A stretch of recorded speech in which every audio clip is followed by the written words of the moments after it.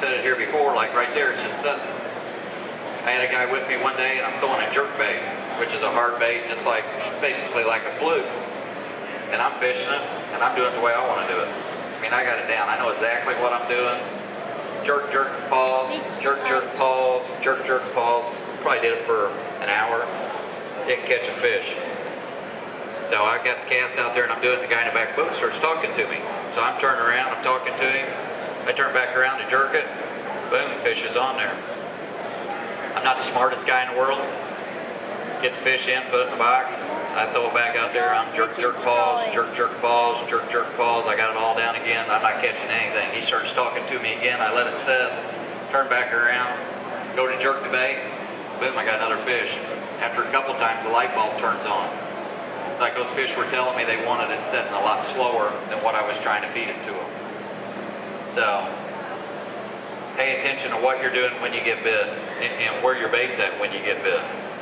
We'll tell you a lot about what's going on. And like I said, you know, people always say, well, what size line you throw? Throw the lightest line you can get by with throwing. You know, here I'm throwing 20-pound line. That's what I had on when I come home from Florida. But if I'm throwing where there's not a lot of cover, you know, you can get by with 10, 12-pound line. And the bait will have a lot more action than what it has actually on 20-pound line. But if you're fishing big fish, you got heavy grass around, you want to throw something, make sure you get the fish in. Especially, you know, myself, I fish tournaments, so if I can't catch, you know, if I can't get them in a boat, they don't matter. You know, I had that happen. I lost a few fish down in Florida, cost me getting a check. Cost me getting a real good check. But that's reality. You know, you ain't gonna catch them all. And that's part of the game. If I had my choice, it's like when I was in Florida, here's what I'd throw. You know, I'm a flipper, pitcher, throw long rod, heavy action. And this here is actually, it's called a Gen X bait, made by Garnu Baits. You know, you don't see their name on my shirt, they're not a sponsor of mine. They make a great bait, and fish don't let go of it. It works. You know, if it ain't broke, don't fix it. You know, no matter what's on TV, what Kevin Van Dam says he's throwing, or what Ski Bree says he's throwing. If you got something that works, stick with it. You know, keep it simple. Yeah, it's my biggest thing. I try to keep things as simple as possible. You know, baits are made in 1,000 colors. Bait sponsors pretty well hate me, because I throw 4 or 5 colors, and that's about it. If the water's dirty, you throw a dark color. If the water's clean, you throw a lighter color. So you take black and red, you take black and blue, watermelon, a little lighter color. You can go anywhere in this country and catch fish. I guarantee it. We've done it. Yeah, go to New York or fish Lake Champlain. I can throw a black and red or a black and blue bug and catch them. I can go to Florida and catch them. I can stop in between and catch them. Go to Texas, it does not matter. You know, people say, well, you got to throw this color, it's got to have this percentage of flake, and you got to take this little bit of dye and dye it. It's like, if they're that daggone smart, I ain't got a shot at them. If they can tell that, like I said, I'm not going to catch a fish. But same thing with a bait like this. Just, you know, on a drop bait is what I call it, fish them slow. You know, or let them tell you what they want. You know, drag it right along the bottom, or you can hop it. And if you feel resistance on something, let it set.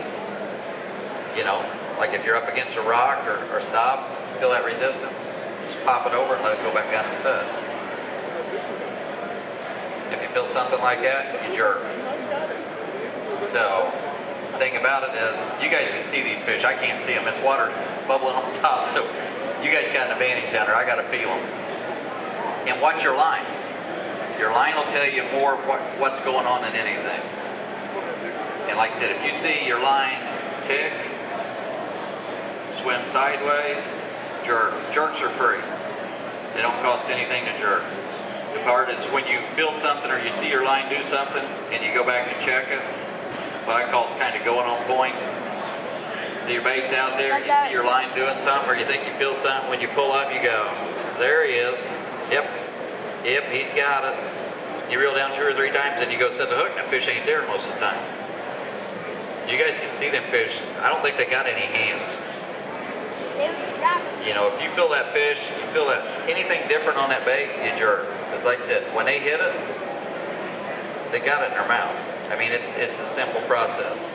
And getting in a tug of war back and forth, all you're going to do is lose. And like I said, if they got it, just jerk on it. Don't cost anything to jerk. And same deal here, like I said, the tank, you can't drag a bait sideways. I got to pick it straight up and down. But if you can take, you know, whether you're throwing a Carolina rig or a worm or a drop bait, a lot of times if you'll drag your rod sideways, it keeps that bait constant on the bottom. Where when you pick it up, you know, you let it go to the bottom. Once it gets to the bottom, you know, especially like this rod here, 7 foot 7 inches long. So if I want to reel down until I feel something and pick my rod straight in the air, I moved that bait a long ways. And I'd say I moved a third of the tank with one pump there. And then, you know, how much cover did I miss? So if they're holding to that cover, okay, here's my second pump with that rod.